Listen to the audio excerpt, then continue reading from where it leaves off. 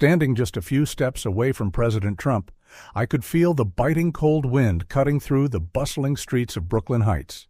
Even through my thick coat, the chill seeped into my skin. Trump, wrapped in a dark overcoat, walked purposefully through the hurried crowd. I didn't understand why he chose to walk in this bitter cold instead of riding in the warmth of his usual motorcade. Yet his eyes seemed to scan the streets with an intensity as if searching for something he couldn't quite name. As we turned into a narrow alley, I saw him stop abruptly, following his gaze. I noticed a woman huddled against the cold stone wall. She was wrapped in a tattered military coat. Its faded green blending almost seamlessly into the background. Beside her lay a cardboard sign scrolled with shaky handwriting, "Veteran in need of help." I hesitated to move closer, but I could see the change in Trump's expression. His brow furrowed, and his sharp gaze softened slightly. He gestured for us, his security detail, to step back. I heard the deliberate crunch of his footsteps against the salt string pavement as he approached her. The woman lifted her head as Trump drew near. Her eyes, sunken and weary, still held a quiet dignity that was hard to describe. She shifted her posture, sitting a little straighter, as though summoning every ounce of pride she had left. Her voice was horror as she spoke. "Who are you?" I stood frozen, watching. As Trump didn't answer immediately, but crouched down to her level, he extended his hand, steady and deliberate. "What's your name?" he asked, his voice calm, yet carrying a weight that made each word resonate. The woman regarded him wearily, her eyes scanning his face for any hint of insincerity. I noticed her callous hands tremble slightly. Finally, she extended her hand, meeting his in a slow but firm handshake. She rose to her feet, her posture bent from years of hardship. "Emily Carter," she said, her voice raspy but clear. Former Marine. I couldn't look away from that moment. Emily wasn't just stating her name, she was unearthing a history filled with pain, and PR died. And in that instant, I knew this wasn't a random encounter. It was the start of something far greater. Standing just a few steps behind, I watched silently as Trump spoke with Emily in the alley when he repeated her name. Emily, I could tell he was committing it to memory, engraving it deeply.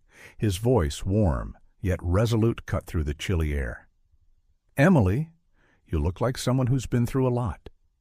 Emily let out a dry, hollow laugh that was carried away by the cold wind. "More than I'd care to remember, sir, but everyone has their own cross to bear." Trump didn't reply immediately. His eyes fell to the faded medals pinned to her worn-out coat.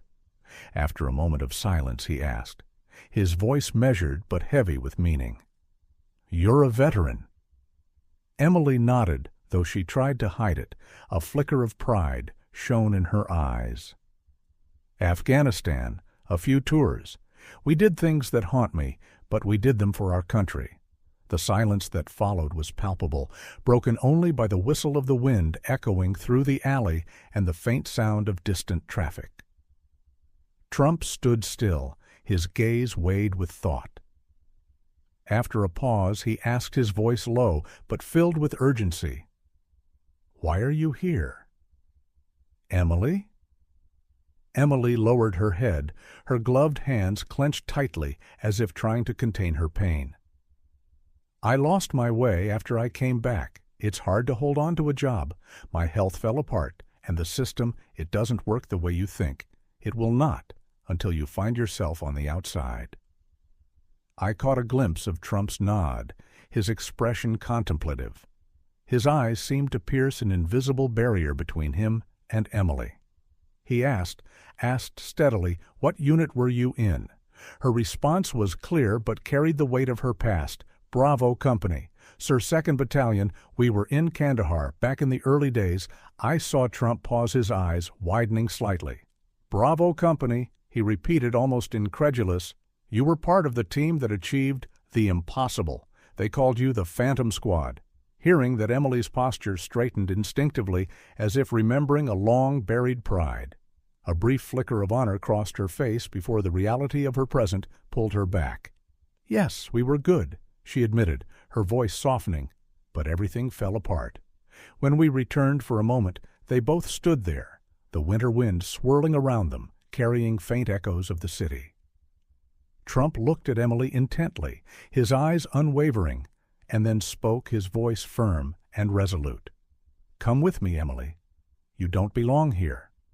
Emily lifted her gaze, a flicker of surprise in her eyes, but when she met Trump's steady, earnest look, she saw something genuine, a promise without pretense. Her pride made her hesitate, but at last she nodded. Emily looked up, a flicker of astonishment in her eyes.